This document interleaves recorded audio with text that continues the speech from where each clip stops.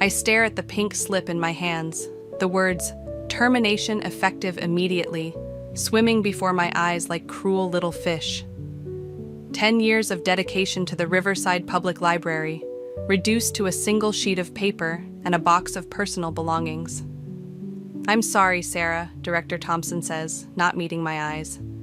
His hands fidget with a gold pen, the same one I'd given him last Christmas. "It's out of my hands. The board's decision is final." The lie in his voice is as clear as the afternoon sun streaming through his office window. I've known this man for a decade, watched him stammer through budget meetings and celebration speeches. He's never been good at deception. "Who made the call?" I ask, my voice steadier than I expect. "Really made it?" He clicks the pen repeatedly, a nervous tick I've seen 1,000 times. "I can't discuss that. Legal reasons, you understand." I don't understand, not at all. But I gather what's left of my dignity and stand up, the chair scraping against the floor with a sound like fingernails on a chalkboard. "Of course, legal reasons." The words taste like vinegar on my tongue. My box sits on my desk, hastily packed by someone else's hands. My carefully curated reading recommendations for the children's section are already gone, replaced by generic bestseller lists. They didn't waste any time erasing me. Emily catches me at the front desk, her face flushed with anger. "This is bullshit, Sarah. Complete bullshit.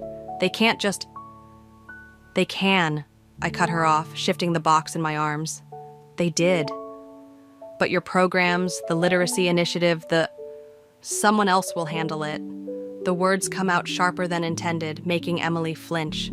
"Sorry, I need to process this." The walk to my car feels like a walk of shame, even though I've done nothing wrong. My mind races through possible reasons. Budget cuts, personal vendetta, the recent divorce making me appear unstable. None of it makes sense. My phone buzzes as I reach the parking lot. Unknown number. "Hello? Miss Mitchell?" A man's voice, smooth as aged whiskey. "I couldn't help but notice your situation at the library. Perhaps we could discuss some opportunities over coffee?" I should hang up. Strange men calling at precisely the wrong moment screams, "Trap." But something in his voice holds me there, like a hook caught in tender flesh. Who is this? Ryan Harper. The name means nothing to me, but the confidence in his tone suggests it should. "I have a proposition that might interest you, given your current circumstances." "My current circumstances happened 10 minutes ago." He chuckles, the sound rich and warm. "News travels fast in certain circles. The daily grind, 30 minutes. I'll be the one with the Wall Street Journal and an espresso." I should say no. Should go home, curl up with a bottle of wine, and lick my wounds. But anger and curiosity make a dangerous cocktail. 45 minutes, I counter. I need to drop some things at home. "Perfect. And Miss Mitchell? I'm truly sorry about the library. It's not right what they did to you." The line goes dead before I can respond. I sit in my car, staring at the box of memories in my passenger seat, and feel something shift inside me. The familiar comfort of books and routine crumbles away, revealing something harder underneath, something that wants answers. My phone buzzes again. Emily, probably checking on me. I ignore it. Whatever game this Ryan Harper is playing, whatever circles he moves in that knew about my firing before it happened, I'm going to find out. Because one thing's become crystal clear. This wasn't a simple termination. This was a calculated move in someone else's game, and I'm tired of being a pawn. The daily grind hums with afternoon activity as I spot Ryan Harper exactly where he said he'd be. His tailored suit stands out among the casual crowd like a shark in a goldfish pond. He rises when I approach, and I notice his smile doesn't quite reach his eyes. "Miss Mitchell, thank you for coming." He gestures to the chair across from him. A steaming cup already waits for me. My usual order, somehow. "How did you know what I drink?" "Lucky guess." He slides the cup closer. "Most librarians I know prefer their coffee like their books, complex and thoughtfully prepared." I leave the cup untouched. "Most librarians you know? And how many would that be?" His laugh is practiced, precise. Point taken. I did my homework before reaching out. Your reputation at Riverside was impressive. The children's literacy program in particular caught my attention. You still haven't explained why I'm here. Direct. I like that. He leans forward, lowering his voice. What if I told you I could offer you something better than your position at the library? Something that would make today's unpleasantness seem like a blessing in disguise? My phone buzzes again, Emily's third attempt to reach me. I silence it without looking away from Ryan's face. I'd say that timing is everything, and yours is suspiciously perfect. Sometimes opportunity knocks at unexpected moments. He pulls out a business card, sliding it across the table. The paper feels expensive between my fingers. My family's foundation is launching a new educational initiative. We need someone with your expertise to oversee it. The Harper Foundation, I read aloud. The logo looks familiar. I've seen it on donor plaques around town. Why me? Because you understand the importance of stories, of shaping narratives. Something shifts in his expression, almost imperceptible. The position comes with significant resources at your disposal, complete creative control. And what's the catch? Dinner. He says it simply, like he's suggesting a handshake. With my parents this Saturday. They'll want to meet the person who'll be handling such a delicate project. My coffee sits untouched, growing cold. You orchestrated my firing, didn't you? Instead of denying it, he studies me with newfound interest. Would it matter if I did? The outcome remains the same. You need a job, and I'm offering you an opportunity that could change your life. That's not a no. No, it's not. He reaches across the table, his fingers brushing mine as he retrieves his business card. 7 o'clock Saturday. The address is on the back. Wear something elegant. My mother notices these things. I should walk away. Every instinct screams that I'm being manipulated, moved like a piece on a chessboard. But curiosity burns stronger than caution. Why go to all this trouble? You could have just approached me at the library. Some doors need to close before others can open. He stands, adjusting his cuffs with practiced precision. Besides, I find that people are most interesting when they're knocked off balance, shows their true character. As he turns to leave, I call after him. And what if I don't show up? He pauses, that same calculated smile playing at his lips. Then you'll never know why the board was so eager to let you go, will you? The cafe feels colder after he leaves. I finally take a sip of the coffee he ordered. Perfect temperature, exactly how I like it. My phone buzzes again, this time with a text from Emily. Where are you? We need to talk about what happened. I stare at the message, then at the business card still on the table. Ryan's words echo in my head. Some doors need to close before others can open. He's right about one thing. I want answers. But as I pick up the card and run my thumb across the embossed lettering, I can't shake the feeling that I'm about to walk through a door that won't easily close behind me.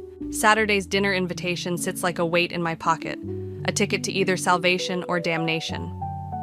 Only one way to find out which. I text Emily back. Rain check. Something came up.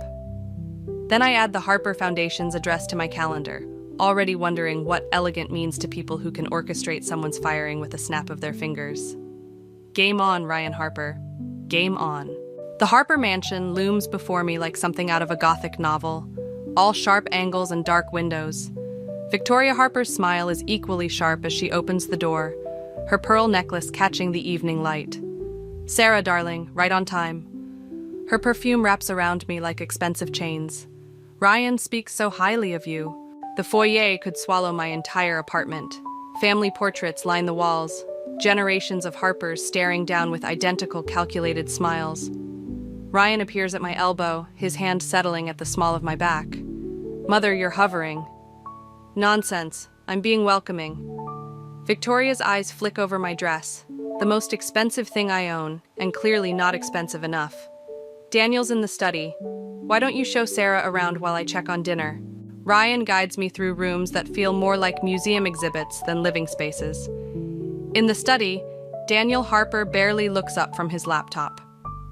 Welcome to the family business. he says, as if my presence is already a foregone conclusion. The word family catches in my throat like a fishhook. During dinner, Victoria orchestrates the conversation like a conductor, each topic carefully selected. Ryan tells us you're quite the expert on community engagement, she says, cutting into her perfectly cooked salmon. Such a shame about the library. Politics can be so messy. Politics? I set down my fork. I was told it was a budget issue. Oh, everything's politics these days. Victoria waves her hand dismissively. The right word in the right ear, and suddenly budgets appear or disappear. Fascinating process, really. Ryan tenses beside me. I feel the trap closing, but can't see its shape yet. Speaking of processes, Daniel interjects. Have you considered our offer, Sarah, the foundation position? I'm still evaluating my options. Victoria's smile tightens. Options, dear, in this economy? Besides, we're offering you something quite special. The Foundation's new literacy initiative could use someone with your particular background. My background as a recently fired librarian? Your background as someone who understands loss, Victoria says softly, and the importance of securing one's future. The room suddenly feels airless. Ryan's hand finds mine under the table, but I can't tell if it's meant to comfort or restrain. Mother, Ryan starts, but Victoria cuts him off. I'm simply being honest, dear. Sarah's clearly intelligent. She must understand what we're offering. And what exactly is that, I ask, though I already know the answer won't be the truth. Security, influence, family. Victoria sets down her wine glass with precise movements. Things I imagine you've been missing since your divorce. Speaking of which, how is Thomas enjoying his new position at Sterling and Myers? The law firm partnership suits him, I hear. The pieces click into place with nauseating clarity. My ex-husband's sudden career jump, the library board's unexpected decision, the Harper Foundation's timely offer. You've been watching me, I say. Planning this. Planning implies calculation, Victoria corrects. We prefer to think of it as creating opportunities. For whom? For all of us. Daniel finally looks up from his plate. The foundation needs fresh blood, new perspectives, and you need a safety net. What I need, I push back from the table, is air. Ryan follows me onto the terrace, closing the French doors behind us. Sarah, wait. It's not what you think. Really? Because I think your family orchestrated my firing, manipulated my ex-husband's career, and is now trying to buy me with some vague promise of security. They're trying to help. Help who, Ryan? Them? You? Because it sure as hell isn't me. He runs a hand through his hair, frustration breaking through his polished veneer. You don't understand how they operate. Everything's a transaction to them, even love.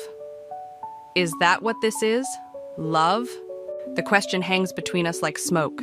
Inside, I can see Victoria watching through the window, her expression unreadable. Come back inside, Ryan pleads. Let me explain. But I'm already moving toward the driveway, my heels clicking against the stone path like tiny hammers nailing shut a coffin. Behind me, I hear Victoria's voice drift through the open window. Let her go, darling. She'll be back. They always come back when they run out of options. I pause at my car, looking back at the mansion. Ryan stands frozen on the terrace, caught between his mother's shadow and the fading light. For a moment, I almost pity him. Almost. The letter arrives on expensive cream paper, hand-delivered to my apartment. Inside, a single sheet contains life-changing news. My great-aunt Eleanor, whom I'd met exactly twice, has left me her entire estate. The inheritance that would solve all my problems. Except for one detail. Victoria Harper is the executor. I'm still staring at the letter when Emily bursts through my door. You need to see this. She thrusts her tablet at me, displaying a news article about the Harper Foundation's latest acquisition, the Riverside Public Library building. They're converting it into a private research facility, Emily says, watching my face. Guess who's leading the project? Thomas. My ex-husband's name tastes like copper in my mouth. They're all connected, aren't they? There's more. Emily swipes to another article. Ryan's been appointed to the city council. The vote was unanimous. A knock at the door makes us both jump. Ryan stands there looking less polished than usual. We need to talk. Emily moves between us. She's not interested. It's about Eleanor Mitchell's estate. His eyes meet mine. Mother's making her move tomorrow. I let him in, despite Emily's warning glare. He paces my small living room like a caged animal. The foundation position, the library, Thomas. It was all groundwork, he says. They needed control of your assets before... He stops abruptly. Before what? Before the merger. He runs a hand through his disheveled hair. Harper Industries is bleeding money. They need Eleanor's estate to shore up the losses. Mother's planning to declare you mentally unfit to manage the inheritance. Emily curses under her breath. I feel oddly calm, like I'm watching this happen to someone else. She can't do that, Emily protests. Sarah's perfectly competent. She has Thomas's testimony about Sarah's emotional instability during the divorce. The library board's statement about her erratic behavior. It's all fabricated, but it's enough, I finish. That's why she wanted me at the foundation, to document my decisions, build a case. Ryan nods, not meeting my eyes. I tried to stop it, but you're a coward. The words come out flat, factual. Sarah, why tell me now? He finally looks at me. Because I found out what happened to Eleanor Mitchell. She didn't die of natural causes. The room goes silent. Emily's hand finds mine, squeezing hard. Mother arranged for her medication to be adjusted. She'd been planning this for months, waiting for the right moment. When you lost your job, became vulnerable. He trails off. Get out. My voice doesn't shake. Neither do my hands. Sarah, please, I'm trying to help. Like you helped Eleanor? The calm starts cracking. Get out. He leaves a file on my coffee table before going. Everything you need to know is in here. But be careful. Mother's having you watched. After he's gone, Emily starts making calls to lawyer friends. I open the file with trembling fingers. Inside, I find documentation of Victoria's schemes. Emails, financial records, medical reports. A paper trail of destruction. My phone buzzes with a text from Victoria. Dinner tomorrow? We should discuss Eleanor's estate. Your future depends on it. Emily looks up from her phone. Marcus Flynn called back. He's willing to meet tonight. Who's Marcus Flynn? Former Harper Industries executive, left under mysterious circumstances last year, says he has information we need. I stare at Victoria's text, thinking about Eleanor, about the library, about all the lives the Harpers have casually destroyed. Tell him I'll be there. Sarah, Emily hesitates. Are you sure about this? These people are dangerous. I pick up Eleanor's letter, running my fingers over the expensive paper. They think I'm just another pawn, someone to manipulate and discard. I meet Emily's worried gaze. But they forgot something important. What's that? In chess, a pawn that reaches the other side of the board becomes a queen. I type a response to Victoria. Looking forward to it. The pieces are set. Tomorrow, Victoria expects to meet a broken woman ready to surrender her inheritance. Instead, she'll meet someone else entirely, someone who knows how to play the game. Marcus Flynn's office sits above a closed pawn shop, the kind of place the Harpers wouldn't deign to notice. Perfect for plotting their downfall. Victoria's pattern is consistent, Marcus says, spreading photographs across his desk. She finds vulnerable people with valuable assets, integrates them into the family's orbit, then destroys them systematically. The photos show familiar faces, all people who'd crossed paths with the Harpers, all broken in different ways. My phone buzzes with a text from Lily. Why is Victoria Harper asking me about your mental health? My hands clench. They're targeting my sister. Of course they are. Marcus's voice carries the weight of experience. Victoria likes to create pressure points. Your sister, your job, your reputation. She'll use everything. You sound like you know her well. His smile doesn't reach his eyes. I was chief financial officer at Harper Industries for 15 years, until I discovered irregularities in their charitable foundation's accounts. Next thing I knew, my wife was leaving me over fabricated evidence of an affair, and my teenage daughter wouldn't speak to me. Emily shifts in her chair. Why help Sarah? Why now? Because Victoria made a mistake with Eleanor Mitchell's estate. She got sloppy, left traces. He pulls out another file, including this. The document shows a series of transfers from Harper Industries to offshore accounts, each coinciding with a death or disappearance. Eleanor's name is the last on the list. My phone buzzes again. Ryan. Mother's meeting with the probate judge tomorrow. Whatever you're planning, do it fast. They're moving faster than we thought, I say. Marcus nods. Victoria's desperate. Harper Industries is hemorrhaging money. Without Eleanor's estate, they'll lose everything, Emily finishes. Not just money. Marcus's expression darkens. Power. Control. Victoria's entire identity is built on being untouchable. Take that away. My phone rings. Lily again. This time I answer. Sarah? Her voice trembles.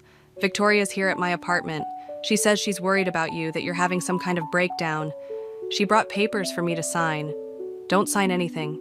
My voice sounds strange in my ears. I'm coming over. There's someone else here too. Thomas? Your ex? They're saying... The line goes dead. Emily's already grabbing her keys, but Marcus stops us. Wait, this is exactly what Victoria wants, to force you into making a mistake. That's my sister. And if you rush in without a plan, you'll lose everything, including any chance of helping Lily. He's right, but every second feels like betrayal. I force myself to think like Victoria, calculate moves and counter moves. The probate hearing, I say slowly. What if we let Victoria win? Emily stares at me. Have you lost your mind? No. Marcus leans forward. She's thinking like a chess player. Sometimes you have to sacrifice a piece to win the game. My phone buzzes one final time. Victoria. Lovely chat with Lily. She's so concerned about you, dear. Shall we discuss terms? I show them the message. Victoria thinks she has all the pieces in place, so let's let her think she's won. While we set up the real endgame, Marcus agrees. But Sarah, you need to understand, once we start this, there's no going back. Victoria won't just try to destroy you. She'll annihilate everything you care about. I think about Eleanor, about Lily, about all the lives Victoria has casually ruined, about the look in Ryan's eyes when he finally chose to warn me. Too little, too late. Good, I say, and my voice sounds like someone else's, someone harder. Because I'm going to do the same to her. Emily touches my arm. Sarah, this isn't about revenge anymore. I pick up one of Marcus's photographs, a family much like mine, now broken beyond repair. This is about justice, about making sure Victoria Harper never hurts another family again. Marcus gathers the files with practiced efficiency. Then let's begin. But remember, from this moment on, trust no one. Not Ryan, not the police, not even me. Why not you? His smile turns bitter. Because everyone has something to lose, and Victoria's very good at finding out what that is. I send Victoria a response. Terms, tomorrow, 9 a.m. Then I turn off my phone and start learning how to destroy the woman who thought she could own me. Tomorrow, Victoria Harper will think she's won everything, and that's exactly when she'll start losing it all. The probate hearing feels like a carefully orchestrated play, with Victoria Harper as both director and star. She sits across from me in the judge's chambers, perfectly composed in Chanel, while I deliberately let my hands shake as I hold the papers. Miss Mitchell appears unable to manage her affairs, Victoria says softly, concern dripping from every syllable. The recent erratic behavior, the job loss, the emotional instability. My lawyer, carefully chosen by Marcus for this performance, makes a weak protest. Judge Harrison barely glances up from the documentation.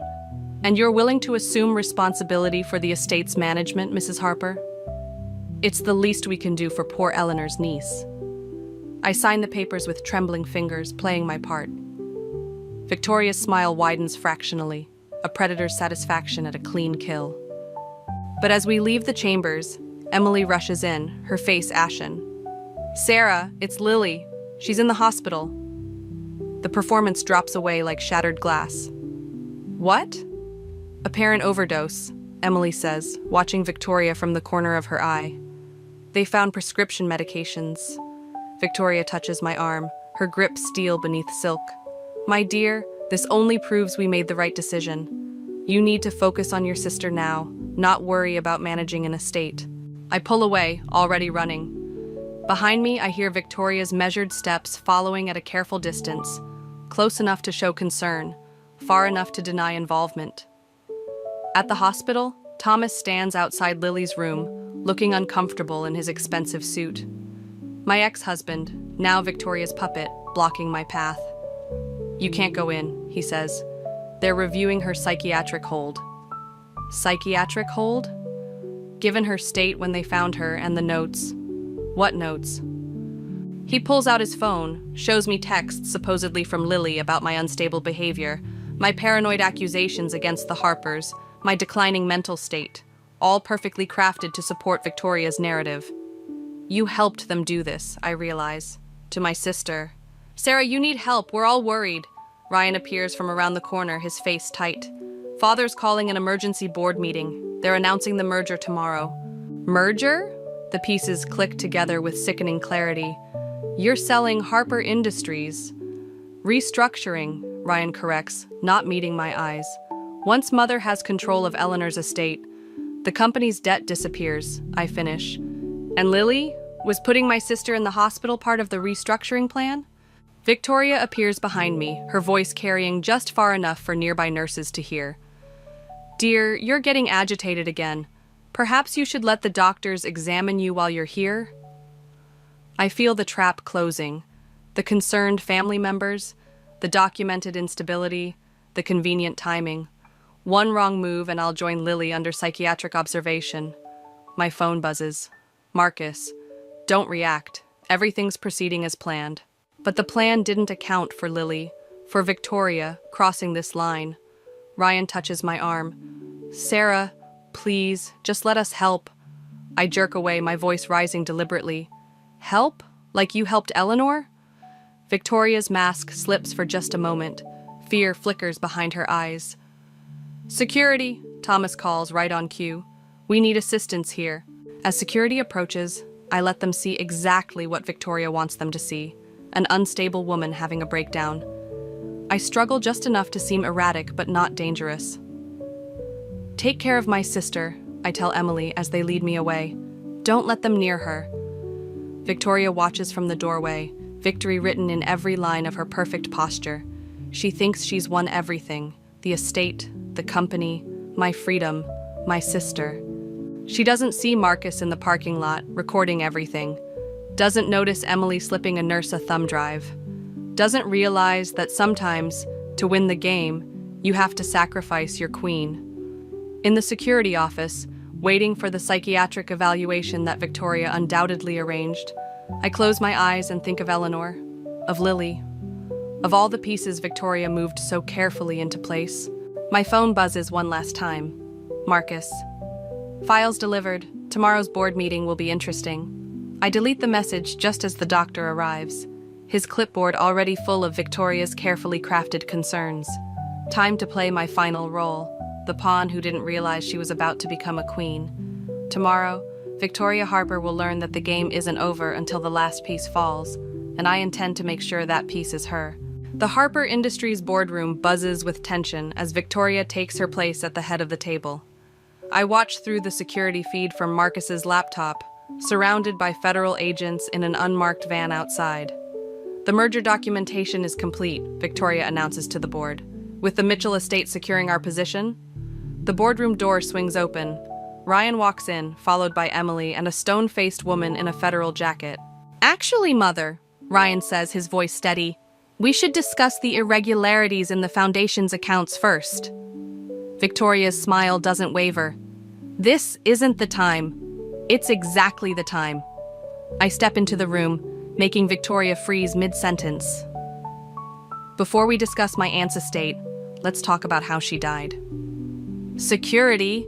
Daniel starts to rise, but the federal agent raises her badge. Nobody leaves this room. Victoria's composure cracks for just a moment. Sarah, dear, shouldn't you be at the hospital? With my sister? The one you poisoned with the same medication cocktail that killed Eleanor? I slide a USB drive across the polished table. Everything's here. The offshore accounts, the falsified medical records, the pattern of mysterious deaths following Harper Foundation interventions. Lies, Victoria hisses, from an unstable woman. From your own records, Marcus steps in, carrying a familiar leather briefcase. The ones you kept in your private safe, the one I installed when I was CFO. Victoria's eyes dart between faces, calculating odds, searching for allies. She finds none.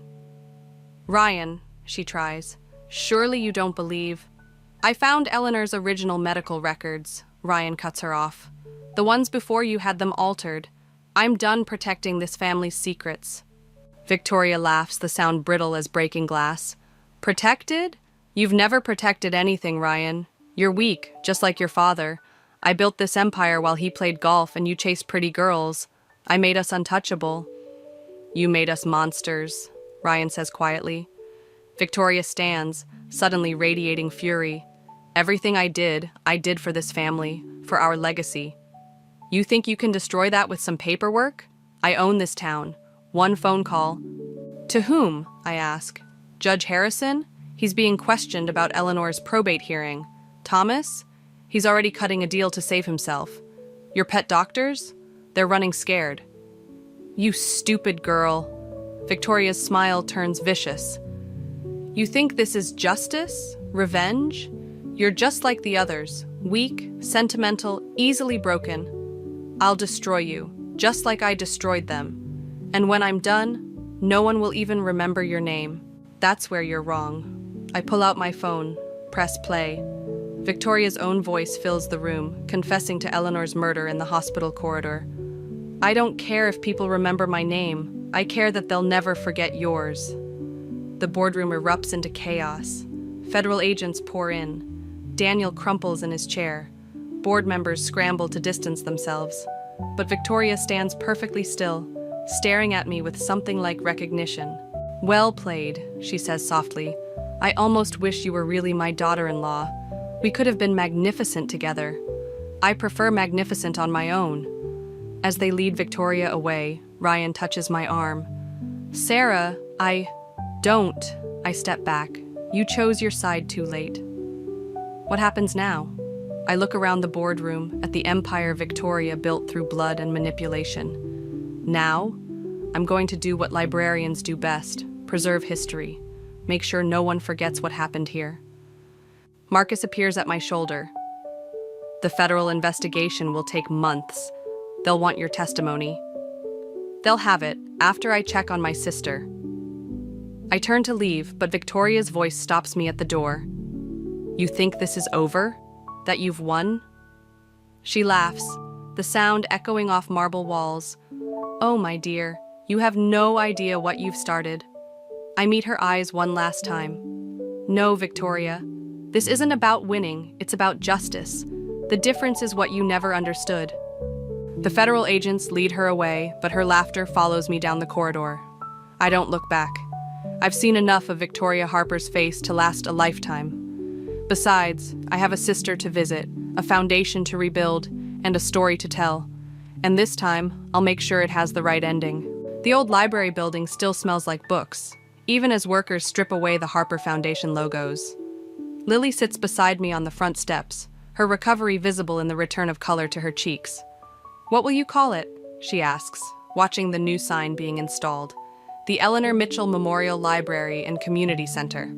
I hand her the dedication speech. Want to read it at the opening? She squeezes my hand instead of answering. We both know what it means, her voice getting stronger, her story becoming part of the narrative. Emily appears with coffee and newspaper clippings. Victoria Harper's conviction made headlines, but the smaller stories matter more. The returned properties, the overturned contracts, the lives slowly being rebuilt from the wreckage of Harper Industries. Marcus called, Emily says, settling beside us. He's testifying in another case. Apparently, Victoria's web stretched further than we thought. And Ryan? Cooperating with the investigation. He's selling everything, using the money to set up victim restitution funds. The morning sun catches the library's windows, and for a moment I see Eleanor's reflection instead of mine. What would she think of all this? Of justice served through careful manipulation and calculated revenge? A familiar car pulls up. Thomas, my ex-husband, looking smaller somehow without Victoria's influence propping him up. Sarah, he approaches cautiously. I heard about the opening. I wanted to... He trails off, noticing Lily's sharp gaze. I'm sorry for everything. I know. And I do know, finally. We were all pieces on Victoria's board, moved by her invisible hands. The difference was in how we chose to break free. He leaves a check, his contribution to the restitution fund, and drives away. One more thread in the tapestry of aftermath. Marcus arrives as the workers finish the sign. Quite a legacy you're building. Speaking of legacies, I turn to face him. When were you going to tell me about your daughter? He stiffens slightly. What about her? That Victoria didn't just destroy your career, that your daughter's mysterious illness cleared up as soon as you agreed to leave Harper Industries. His silence speaks volumes. You could have told me. We were fighting the same battle. No, he says quietly. You were fighting for justice. I was fighting for revenge. There's a difference. Is there? He gestures at the library, at the people gathering for the soft opening. Look what you built from the ashes. Me? I'm still burning. Before I can respond, a commotion erupts at the entrance. Daniel Harper stands there, aged decades in mere months, clutching an old book. It was Eleanor's, he says, holding it out like a peace offering. Victoria kept it as insurance. I thought you should have it. Inside, Eleanor's careful handwriting fills the margins with notes about the Harper family, observations, suspicions, plans never enacted. She saw it all coming, but ran out of time to stop it. Thank you, I say, but Daniel's already walking away, another ghost of the empire Victoria built, and I helped destroy. Lily reads over my shoulder. She was trying to protect you, wasn't she? Eleanor. She was trying to protect everyone.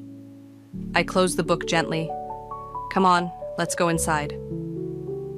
The library fills with light and voices, children exploring the new reading nook, adults browsing job resources, life flowing back into spaces Victoria tried to control. But as I walk through my rebuilt world, Victoria's last words echo in my mind. You have no idea what you've started. Maybe she was right. Maybe this isn't an ending at all. Emily touches my arm. You okay? Just thinking about stories, I say, watching Lily help a young girl find the perfect book. How they never really end the way you expect. And how's this one ending? I look around at my transformed kingdom, built not from fear and manipulation like Victoria's, but from the ashes of what she destroyed. The power to help or harm, to rebuild or destroy, now rests in my hands. It's not, I realize. It's just changing chapters. The library hums with possibility, with futures being rewritten page by page. Victoria thought power meant controlling the story. I know better now. True power is giving others the chance to write their own. The letter arrived on a Tuesday, tucked between a cable bill and a pizza coupon. No return address, just my name in careful block letters. I almost tossed it with the junk mail, but something about its weight made me pause. My name is Mara, and until that moment, I thought I had the kind of life people envied. Kind where you post perfect family photos on social media and actually mean the happy captions. I stood in my sunny kitchen, where my daughter Ivy's artwork plastered the fridge and the morning's breakfast dishes still waited in the sink. The envelope felt heavy in my hands, like it knew it was about to change everything. Inside was a single sheet of paper and 3 photographs. The first line read, "I'm sorry to be the one to tell you this, but your husband is having an affair."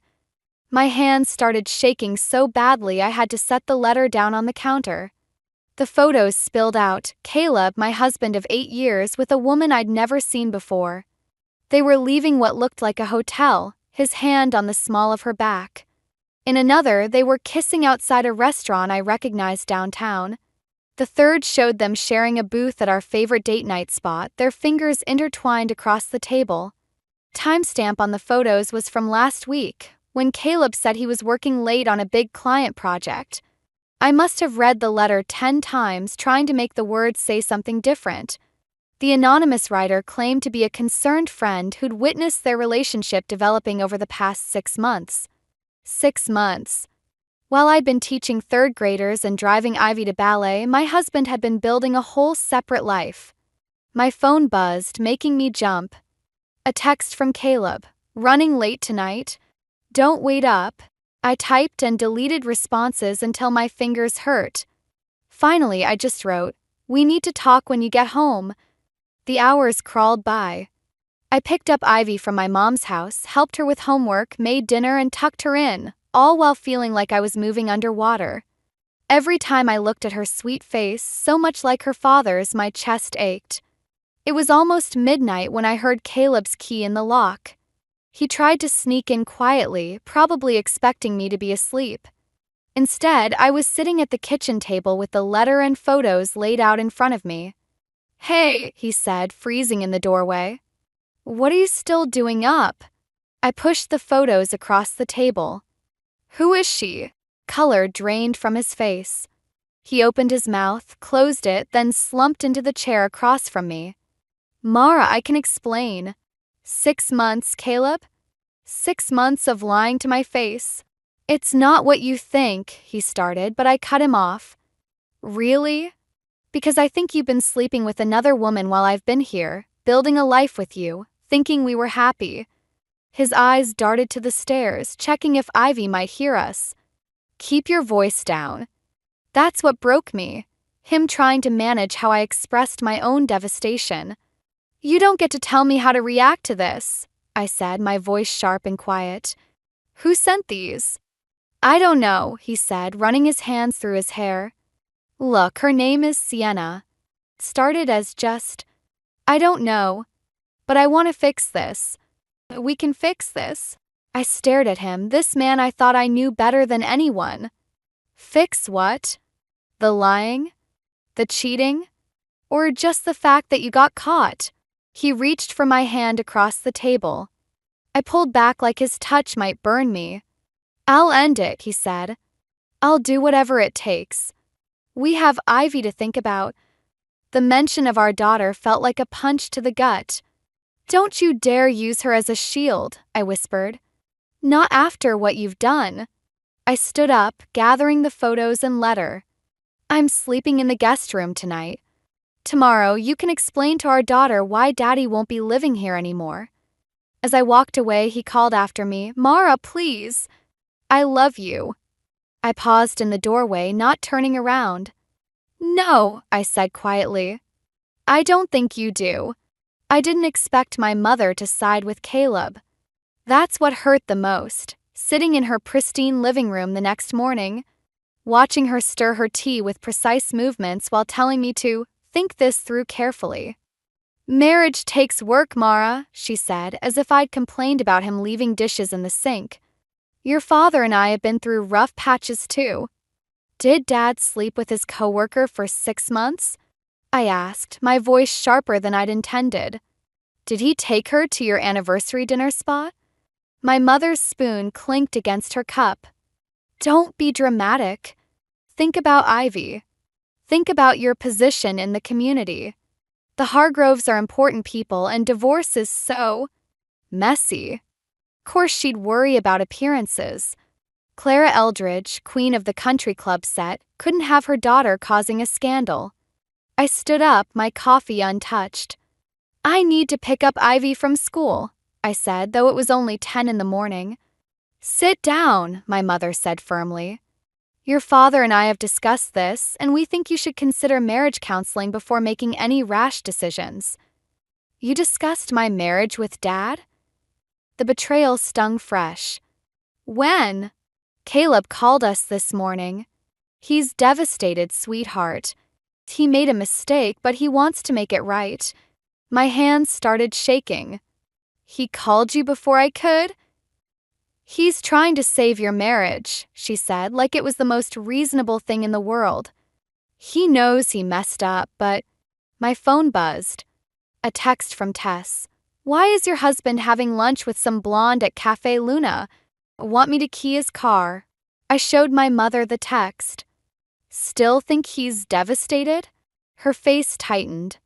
Perhaps there's more to the situation then. Stop. I grabbed my purse. Just stop defending him. He's not the person you think he is. As I reached the door, she called after me. What about the fundraising gala next week? The school board is expecting both of you. Turned back incredulous. My marriage is falling apart and you're worried about a gala? Your father chairs that board, Mara. It would look terrible if… If what? If people found out your perfect family isn't so perfect? The drive to Cafe Luna took 7 minutes. I spotted them through the window, Caleb and Sienna, heads bent close together over coffee cups. She was younger than I'd expected, prettier. The kind of woman who made men feel important. I walked in before I could talk myself out of it. The bell above the door announced my arrival and Caleb's head snapped up. Color drained from his face. Mara, he started, standing quickly. This isn't, we're just discussing. Discussing what? I asked quietly. How to fix our marriage. Sienna stayed seated, her manicured fingers wrapped around her cup. You must be the wife, she said with a smile that didn't reach her eyes. Caleb's told me so much about you. Funny, he's never mentioned you. I turned to Caleb. Does your mother know about her? Since you're so concerned about family these days. Let's talk about this somewhere private, he said, reaching for my arm. I stepped back. No need. I just came to tell you I've made an appointment with a divorce lawyer for Thursday. You can have your mother call them directly, since that's apparently how we're handling things now. Mara, please, he said, but I was already walking away. Outside, my phone buzzed again. My mother, don't do anything hasty. Come back and we'll discuss this properly. I turned off my phone and drove to the elementary school where I taught. My classroom was empty during lunch break, the walls covered in my students' artwork. I sat at my desk, surrounded by the cheerful chaos of third-grade creations, and finally let myself cry. A soft knock made me wipe my eyes quickly. Vivian Hargrove stood in the doorway, her face lined with concern. I think, she said quietly, we need to talk about my son. Vivian set a folder on my kitchen table 3 days after showing up at my classroom. Her hands trembled slightly as she opened it, spreading out bank statements and credit card bills I'd never seen before. I found these in Caleb's office while he was at work, she said quietly. I thought you should know what you're dealing with. The numbers swam before my eyes. Transfers to accounts I didn't recognize. Credit card charges at hotels, restaurants, jewelry stores. And most damning, regular payments to Blake Consulting Services going back 8 months. Sienna Blake, I whispered. He's been funding her business? Vivian nodded, her face tight with disappointment. Nearly $200,000 as far as I can tell. That's why I've been getting excuses about why he can't help with your father-in-law's medical bills. My stomach lurched. We'd been struggling to cover Henry's cancer treatments, while Caleb was bankrolling his girlfriend's startup. Does he think I'm stupid? I asked more to myself than Vivian. All those times he said we couldn't afford Ivy's dance classes. My phone buzzed. Caleb, we need to talk about the house. I'm coming over. He's on his way here, I said, gathering the papers with shaking hands. You should go. Vivian stood but hesitated. Mara, be careful. When men like Caleb feel cornered. The front door opened before she could finish. Caleb stopped short, seeing his mother in our kitchen. Mom, what are you doing here?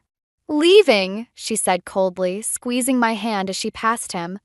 Caleb watched her go, then turned to me. What was that about? I slid the bank statements across the table.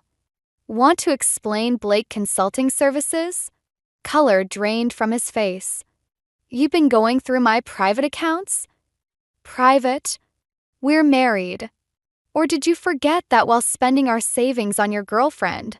It's not what you think, he started, but I cut him off. $200,000, Caleb.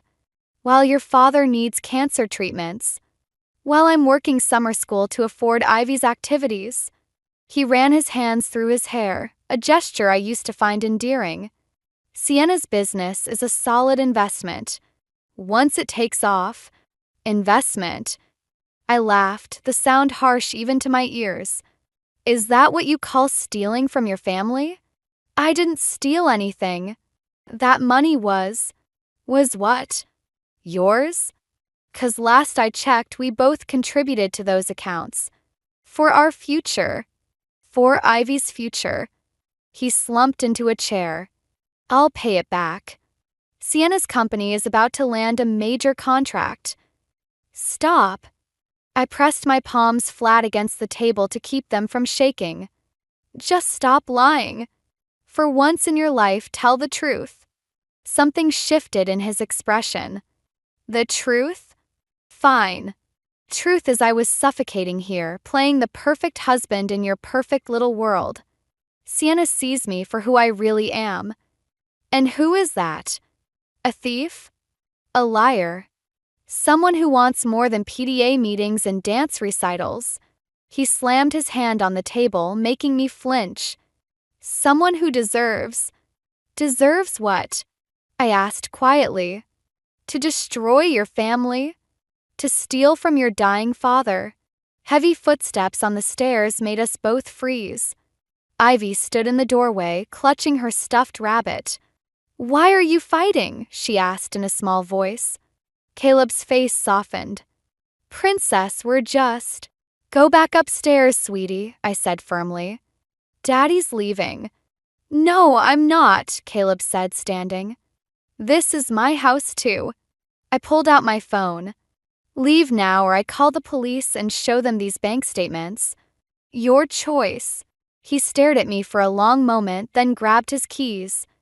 This isn't over, he said quietly. You're right, I replied, watching him walk toward the door. It's just beginning. After he left, I sank into a chair, my hands finally allowing themselves to shake. My phone lit up with a text from Vivian. I've made an appointment with my lawyer tomorrow. It's time to protect what's yours. I looked at the scattered papers on the table, each one a record of betrayal, and felt something harden inside me. Caleb wanted to play games? Fine. But he was about to learn I wasn't the same woman who'd married him 8 years ago. And I played to win. The divorce papers sat unsigned on my lawyer's desk while Ivy sobbed in the waiting room. Caleb had brought her, a calculated move I should have seen coming. She'd been begging to go home with him for the past hour. Maybe we should reschedule, my lawyer suggested, glancing at the closed door. I pressed my fingers to my temples. He's using her. He knows exactly what he's doing. Mommy! Ivy's cry pierced through the wall. Please, I want to go with Daddy. My hand shook as I reached for the pen. Caleb's voice drifted through, soft and comforting, playing the perfect father. The same voice he'd used to lie to me for months. Tess burst into the office, her face flushed. Don't sign anything. You need to see this. She thrust her phone at me. On the screen was Sienna's business website, featuring their newest investment partner, Caleb Hargrove. Company announcement included a photo of them together, his arm around her waist, both beaming at the camera. Look at the date, Tess said quietly. 3 months ago. Before the anonymous letter. Before I knew anything. He's not just funding her business, I realized. He's part owner. My lawyer leaned forward. That changes things significantly. If he used marital assets to purchase ownership. Another cry from Ivy cut through my thoughts. I stood up, my decision crystallizing. I'll be right back. In the waiting room, Caleb sat with Ivy in his lap, stroking her hair. Perfect picture of fatherly devotion. He looked up, his expression carefully concerned. She's upset, he said softly. Maybe we should talk about shared custody. When were you going to tell me about your partnership with Sienna? His hands stilled in Ivy's hair. What? Your company announcement. From 3 months ago. The one where you're celebrating with your new business partner. Honey, he said to Ivy, setting her down. Go get a snack from the vending machine. Once she was gone, his facade cracked. You're having me followed? Don't flatter yourself. It's called Google. I crossed my arms. So that's where the money went. Not just an investment, you bought yourself a new life. It's not like that. The opportunity came up. Save it. You can explain it to the forensic accountant. His eyes narrowed. You wouldn't. Try me. Think about what you're doing, he said, lowering his voice. If you push this, it gets ugly. For everyone. Including Ivy. The threat hung in the air between us. I thought about our daughter, already struggling with the separation. About the scandal my mother feared so much. About everything I could lose. Then I thought about everything I'd already lost. No, I said quietly. You don't get to threaten me anymore. I walked back into the lawyer's office and picked up the pen. But instead of signing the original agreement, I wrote a new set of demands: full custody, forensic audit, and no contact until the financial investigation was complete. When I emerged, Caleb was gone. Ivy sat alone by the vending machine, clutching an unopened candy bar. Where's Daddy? She asked. He had to go to work, sweetie. Ich knelt beside her. How about we get ice cream instead? She looked at the door, then back at me. Is Daddy bad now? My heart cracked. No, honey. Sometimes grown-ups make mistakes. Big mistakes that hurt people they love. But that doesn't make them bad. Like when I broke your necklace and didn't tell you? I pulled her close, breathing in her sweet shampoo smell. Something like that. But bigger. Will he fix it? Like I fixed your necklace? I closed my eyes, fighting back tears. I don't know, baby. But I promise you we're going to be okay. My phone buzzed, a text from Vivian. Caleb just cleared out his father's medical fund. All of it. I'm so sorry. I held Ivy tighter, feeling her small arms wrap around my neck. Sometimes the hardest part of protecting someone is knowing when to stop trying to save everyone else.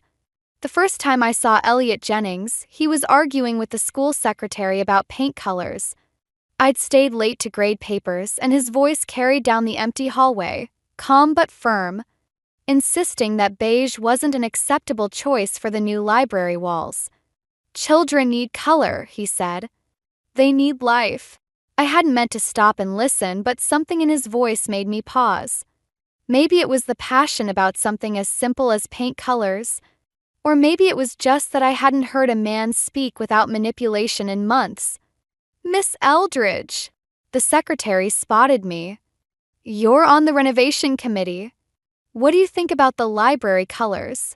I found myself drawn into a conversation about warm versus cool tones with a stranger whose eyes crinkled when he smiled. He introduced himself as the project architect, a widower with a daughter in kindergarten. Nora, he said. She's in Miss Chen's class. Oh, the quiet one who draws horses, I replied, remembering the shy girl who always sat alone at recess. His face lit up. You know her work? Before I could respond, my phone buzzed. A text from my lawyer, emergency. Caleb's filing for emergency custody. Claims you're unstable. Call ASAP. The phone slipped from my suddenly numb fingers, clattering on the floor. Elliot picked it up, accidentally glimpsing the message before handing it back. Are you okay? He asked quietly. I wasn't. I really wasn't. I need to go, I managed, but my legs wouldn't move. Sit, he said gently, pulling up a chair. Just breathe for a minute. The secretary had disappeared, leaving us alone in the office. I pressed my palms against my eyes, trying to stop the room from spinning. He's trying to take my daughter, I whispered, more to myself than to Elliot. The quiet one who draws cats, he said, making me look up in confusion. That's my Nora. Not horses. I I wanted you to know you're not the only parent here trying to hold it together. Something about his simple honesty broke through my panic. How do you do it? Being a single parent? Badly most days, he admitted.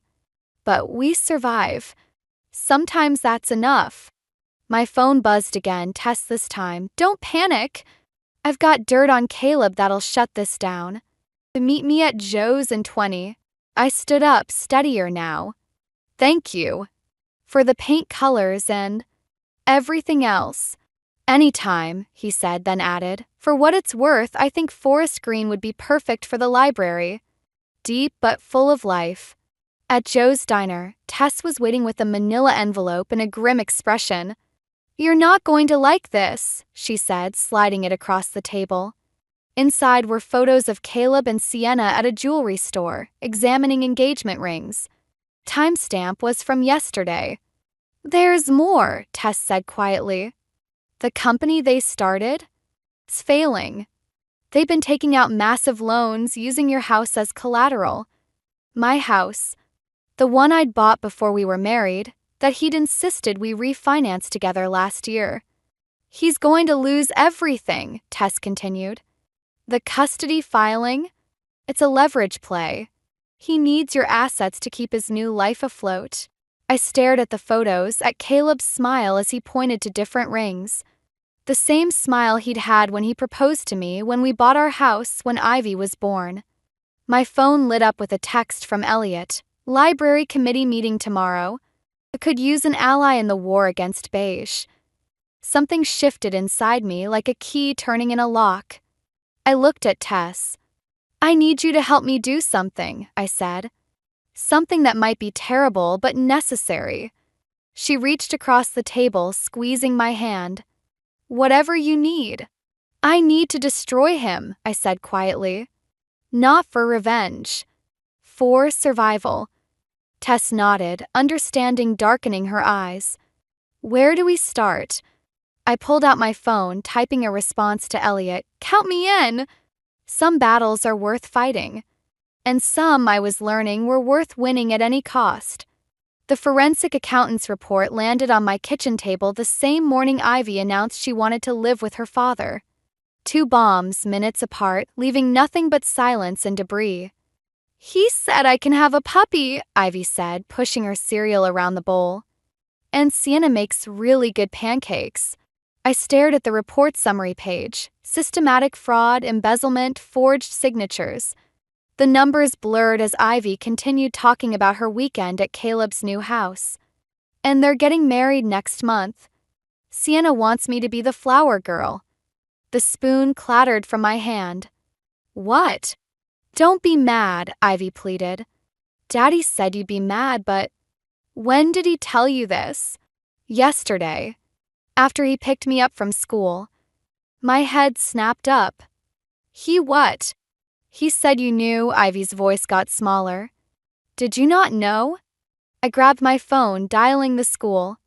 Yes, Caleb had picked her up.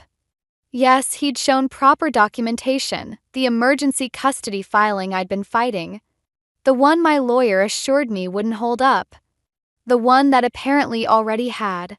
My hand shook as I called my lawyer. Straight to voicemail. Then Tess. No answer. Finally, Vivian. I just heard, she said before I could speak. He's filed for full custody, Mara.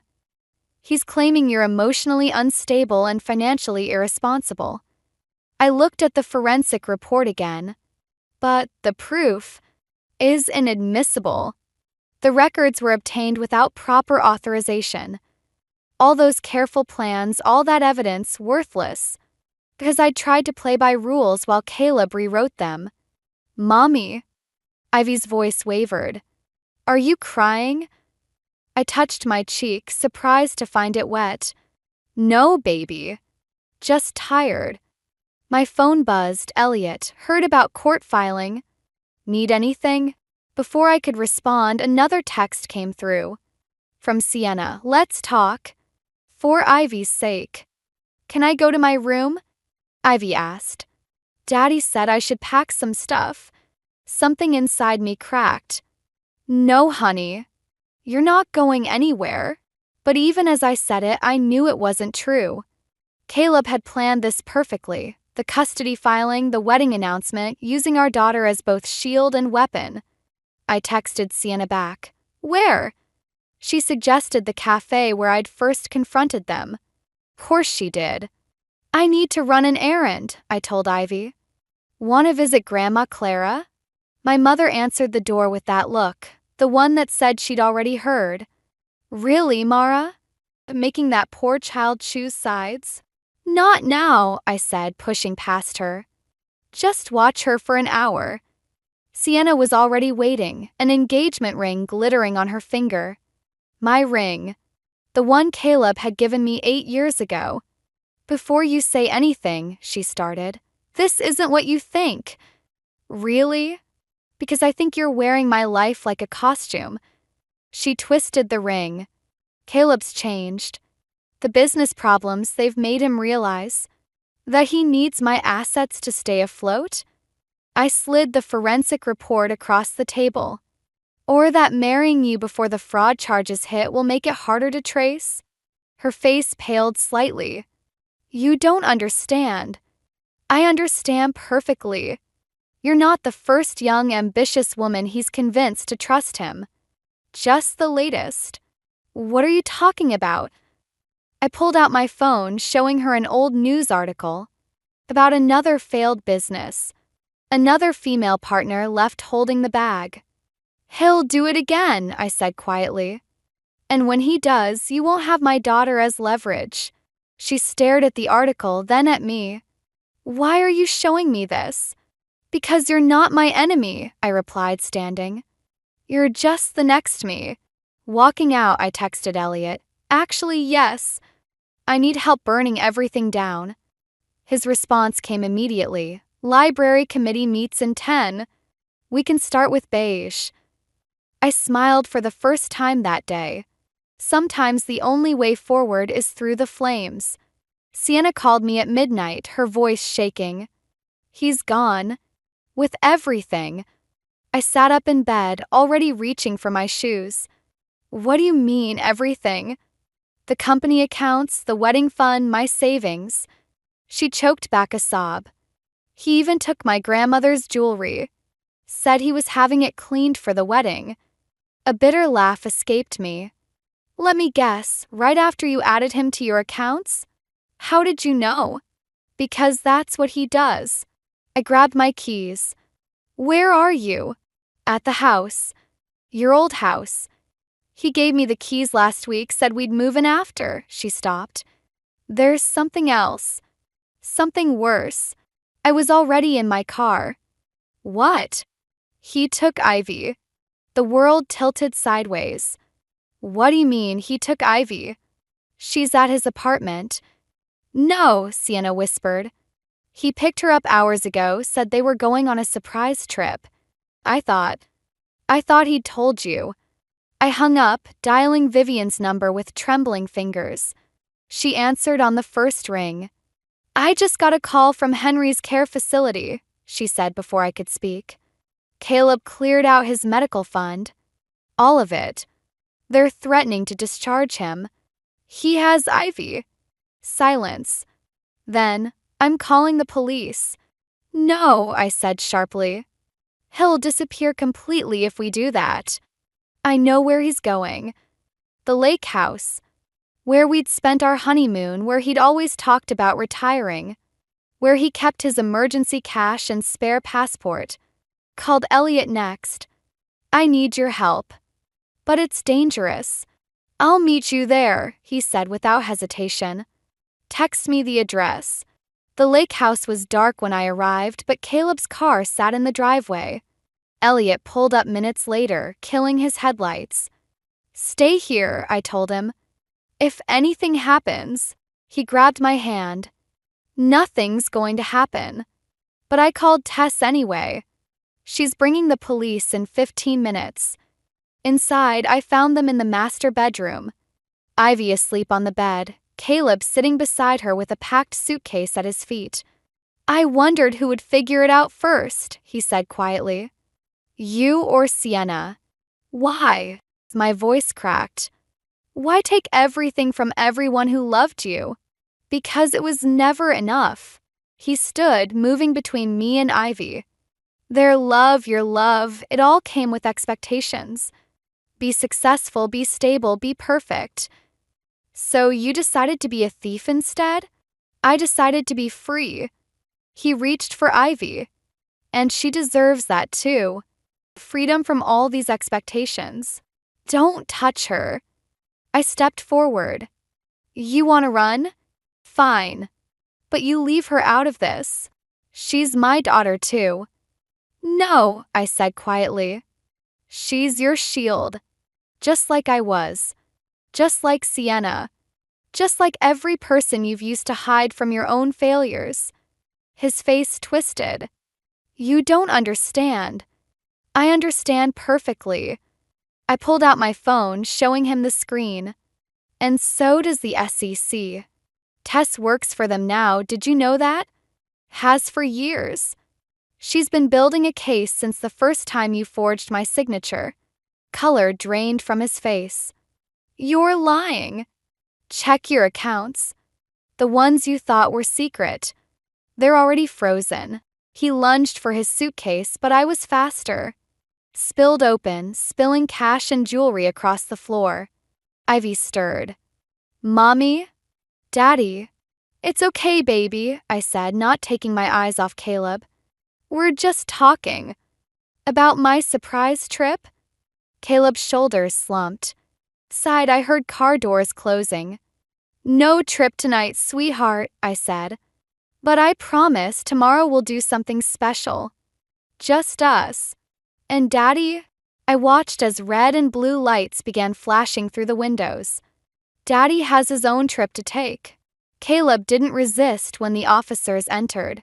He just looked at me, finally seeing me clearly for the first time in years. I did love you, he said softly. In my way. I know, I replied. That's what made it so easy to destroy you. I gathered Ivy in my arms as they led him away, her sleepy questions mixing with the sound of sirens.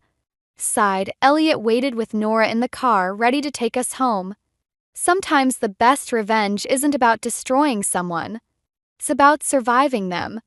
1 year later, I found myself back in the school library, now painted in deep forest green. Ivy and Nora sat cross-legged in the reading nook, sharing a book about horses or maybe cats. It didn't matter anymore. The SEC finished their investigation, Tess said, joining me at the window. Caleb's looking at 8 to 10 years. I watched our daughters laughing together. Did they recover any of the money? Some. Enough to restore Henry's medical fund, at least. She hesitated. Sienna's been cooperating. She wants to make amends. Good for her. I meant it. Revenge had lost its taste months ago, replaced by something quieter. Something like peace. Elliot appeared in the doorway, paint swatches in hand. Ready for the cafeteria renovation? No more beige, I warned, making him smile. Never again. The wedding ring on my finger caught the afternoon light, different from my first, simpler but somehow more solid. Like the man who gave it to me. Mom, Ivy called from the reading nook. Can I show Nora the letter? My heart stuttered. The letter had arrived last week, Caleb's first communication since his sentencing. I'd let Ivy read it alone, watching her face as she absorbed her father's words. If you wanna, honey. The girls bent their heads together over the paper. I couldn't hear what they were whispering, but I saw Nora squeeze Ivy's hand. You okay? Elliot asked quietly. Getting there. I leaned into him. He asked to see her. What are you going to do? Let her decide.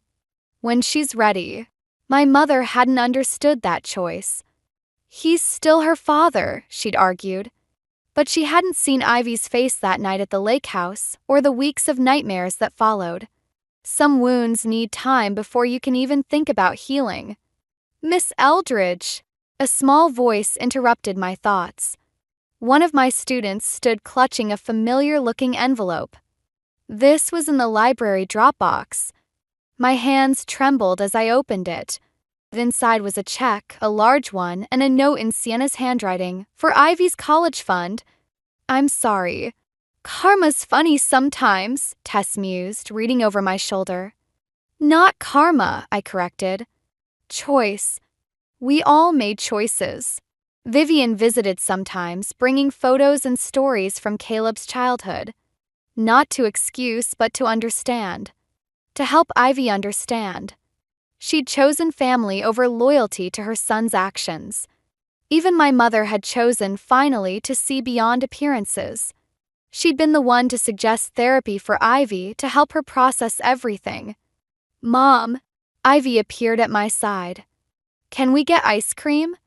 Nora's never had the Superman flavor. Never! I gasped in mock horror. Elliot, what kind of father are you? He raised his hands in surrender. I plead guilty to boring ice cream choices. Then we better fix that. I gathered my things, watching our daughters race ahead, already planning their orders.